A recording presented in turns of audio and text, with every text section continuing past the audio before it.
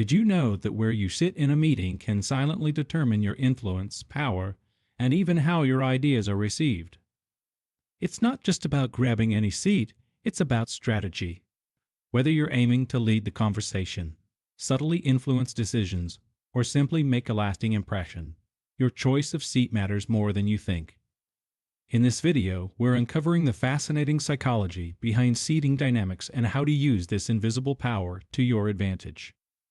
Stay tuned, you're about to see meetings in a whole new way. Let's start with the most iconic seat in the room, the head of the table.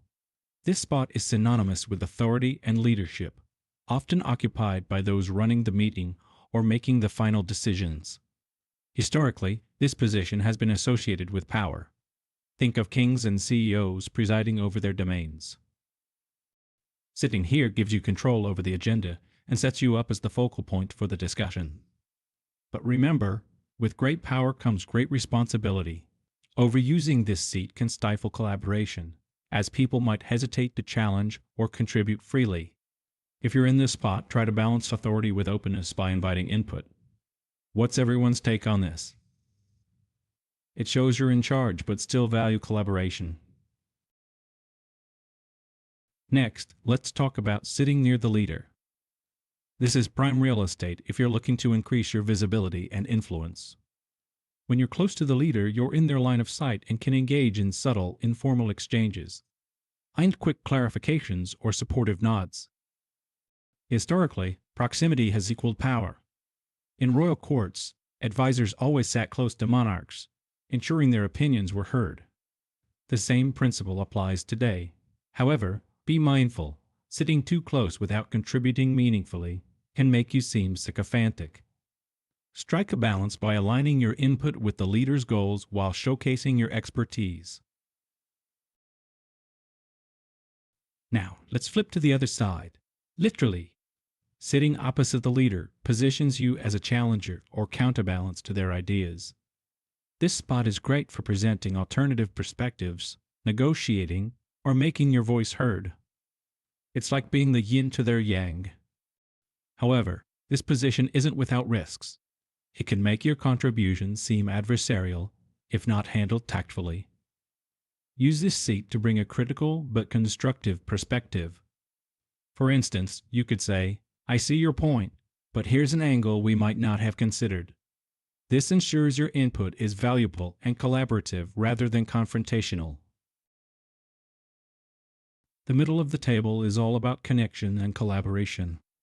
Sitting here positions you as a mediator who can bridge gaps between different perspectives. It's a balanced position that enables equal interaction with everyone, making it perfect for encouraging inclusive and open conversations. Historically, this role mirrors that of mediators in councils or assemblies, where central positioning symbolized balance. But be careful. This spot can also make you seem non-committal if you don't actively contribute. Use statements like, "Here's how we can align these ideas," to highlight your role as a unifier and keep the conversation moving forward. Now let's talk about the people sitting at the edges or back of the room, the peripheral observers. These spots might seem insignificant, but they serve a unique purpose. Sitting on the periphery often signals lower engagement or a secondary role, but it also gives you the space to observe and absorb the dynamics of the room without direct pressure. This position is great if you're new to a group or just need to focus on taking in information.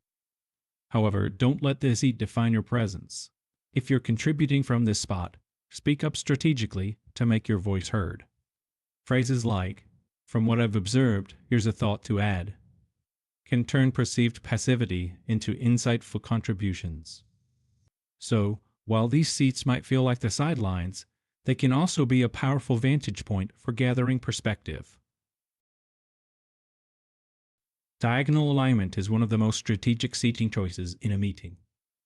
By sitting diagonally from key players, you strike a balance between visibility and subtlety. This position avoids direct confrontation while still allowing for effective collaboration. Think of it as a supportive spot.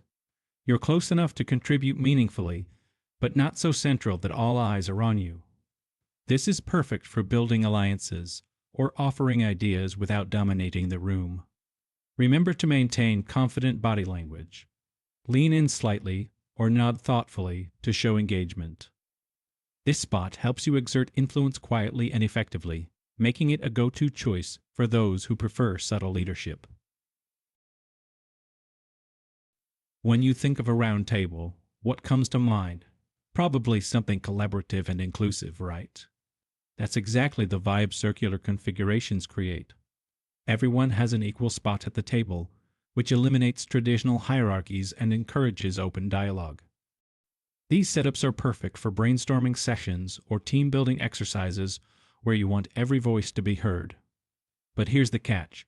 Without a clear facilitator, discussions can lose focus and drift off course. If you find yourself in this situation, gently guide the conversation with phrases like, "To build on that idea, what if we?" This ensures the collaborative energy stays productive while maintaining the spirit of equality. In the digital age, virtual meetings are the new norm, and seating dynamics have shifted to the screen. Your placement in a grid layout still matters. Being in the top row or near the center grabs attention. But in this space, visual cues like lighting, framing, and even your background carry significant weight. Think of your camera as your seat at the table. Position yourself at eye level with good lighting and a tidy, intentional background. Avoid distracting virtual backgrounds. They can diminish your credibility. During the meeting, stay engaged with subtle cues like nodding, smiling, or unmuting for quick responses. These adjustments ensure you remain visible and influential, even in the digital realm. All right, let's wrap it all up. Throughout this video, we've explored how something as simple as where you sit can influence authority, collaboration, and engagement. Whether you're taking the helm at the head of the table, connecting from the middle, or observing from the periphery, each position carries its own unique power and potential. The key takeaway? Be intentional about your seating choice. Think about your role, your goals, and the dynamics of the group. Whether in a physical room or on a virtual call, these insights can help you navigate meetings with confidence and purpose. Before you go, I'd love to hear your thoughts. What's your go-to seating strategy? Share it in the comments below, and if you enjoyed this video, consider subscribing for more tips like this. Thanks for watching, and I'll see you in the next one.